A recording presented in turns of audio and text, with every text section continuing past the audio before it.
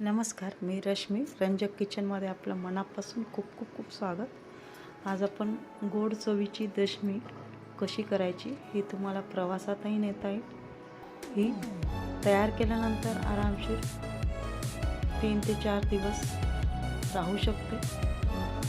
त्यासाठी रेसिपी तर 2 कप गव्हाचं पीठ घेतलं चाळून, त्यामध्ये 1 वाटी दळलेली साखर किंवा पिठी साखर म्हणता येईल ती घेतली। त्याच्यामध्ये 2 चमचे तेल हे छान मिक्स करून घेऊया आणि पाण्याने याचा घट्टसर असा उंडा तयार करून घ्यायचा या प्रकारे। आता वरूनही थोडंसं तेल लावून घेऊया म्हणजे जेणेकरून याचा उंडा खूप छान असा तयार होईल या प्रकारे। आता हे छान सेट होण्यासाठी 5 ते 10 मिनिटं ठेवूया। 10 मिनिटानंतर पुन्हा एकसारखं करून घ्यायचं आणि असे गोळे करून घेऊया।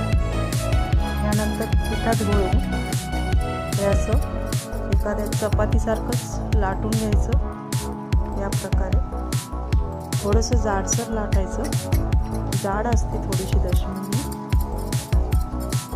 या ठिकाणी तुम्ही साखरेचं प्रमाण थोडंसं कमी किंवा जास्तही टाकू शकता तुमच्या चवीनुसार।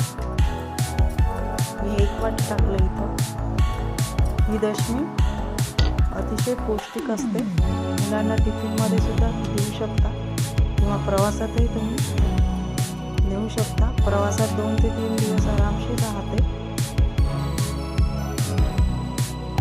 2 दिवसाच्या प्रवासात ट्रेनमध्ये वगैरे दोघी येते, नक्की करून बघा। त्याप्रमाणे गॅसच्या एकदम लो टू मिडियम हीटवर शेकून घ्यायची मस्त अशी। थोडंसं दाबून दाबून शेकायचं म्हणजे एकदम छान मधूनही भाजलं जाते। हे असे गुलाबी डॉट्स पडले मस्त अशी चव लागते याला। ही दशमी तुम्ही तुपासोबत, शेंगदाण्याची चटणी किंवा तळलेली चटणी व भाजी यासोबत तुम्ही खाऊ शकता। यासोबत शेवभाजी केली आहे। जर ही रेसिपी तुम्हाला आवडली असेल तर लाईक, शेअर आणि सबस्क्राईब करा। पुन्हा भेटूया अशाच एका रेसिपीसोबत।